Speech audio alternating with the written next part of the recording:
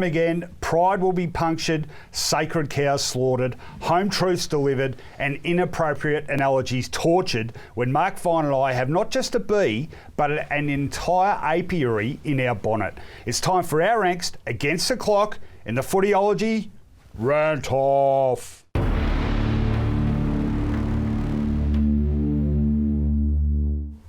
Yeah, I know, okay, I'm labouring the rant-off thing, but I like it. I like a bit of theatre. Stupid. Okay. Yeah.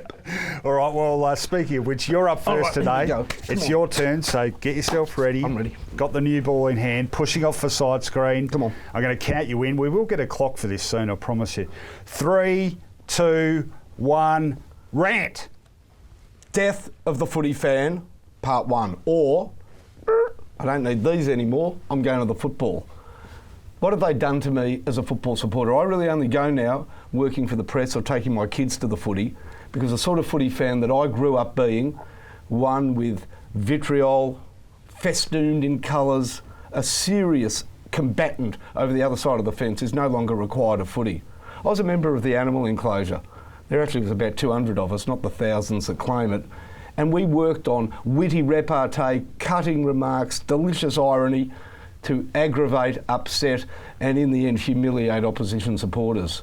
Well, I went to the footy last year and I tried it again, and now there's a phone number to ring up if somebody is offended by the person who sits next to them. Everybody was like tapping at their phones, trying to be the first person in to get me kicked out of the footy. And what did I do wrong? I got stuck in the Jasper Pittard of Port Adelaide. He used to be called Macmillan Pittard, and I kept yelling out, "What did Macmillan ever do to you?" This attendant comes and tells me to stop doing it and not mention Macmillan ever again at the football. I said, what if I start talking about Rock Hudson and Jill St James, quite humorous, show where they were private investigators, Macmillan and wife. He said, that's it, you're out. I said, don't kick me out. I red card myself, mate. I don't need this sort of football. It's been taken away from me. I'll never get it back. And quite frankly, I don't want it back. For me, the old footy fan Finey is dead.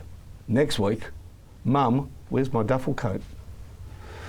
Oh, that's sad. It's impassioned. It's sad. It had pathos. I'm moved. Macmillan Pittard. Yeah, no, I'm with you. I'm with you spiritually on this. Okay, your turn to count me in. 3, 7, 6. You won't throw me that easily. I really liked Melbourne's performance against Richmond on Monday night, Finey. It was committed, full of running, not afraid to stand up for themselves, particularly at the end when Jack Watts hit the deck and copped a shot to the head by Alex Rance, cheaper than one of those plastic showbag toys. Well, that's what I thought anyway, until the Channel 7 commentators put me right and made me realise it was actually all Watts' fault for getting in the way when Rance decided to throw the toys out of the cot and slam his forearm into the back of Watts' head. Rance was frustrated, you see. His team was losing, he got beaten in a marking contest, and he's a pretty good player who tried his heart out. Reported, it should have been Watts reported for striking Rance's forearm with his head. So convincing was the Channel 7 defence that within 2 minutes I've launched a free Alex Rance petition on change.org, sent off a picture of him in handcuffs to the t-shirt printers and rounded up a group of out-of-work actors for one of those pissy street theatre protests. I want Hammer, Duck and Das running our judicial system, Finey, because you know they're going to take your personal circumstances into account. Short of a quid, knock over your local 7-Eleven, torch the joint and go on a killing spree afterwards. You won't just get away with it, you'll get a sympathetic chuckle at one of those boys will be boys character references. You didn't really commit armed robbery, arson and homicide. It was just frustration. That was frustratingly good. Was it? Yeah, I'm telling you, the auto cue works, man. No, I'm free-forming. And as soon as we can afford a second prompter, Finey will be reading his as well. You know they voted last week on our rants. Yeah. But we can't count them because we asked for horses or greyhounds with the name Fine or Ro-Co in them. Okay.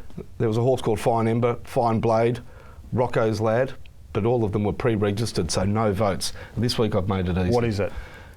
Get your oldest relative and have a heart tattooed on their forearm with the name Ro-Co or Finey in the heart and then an arrow through it.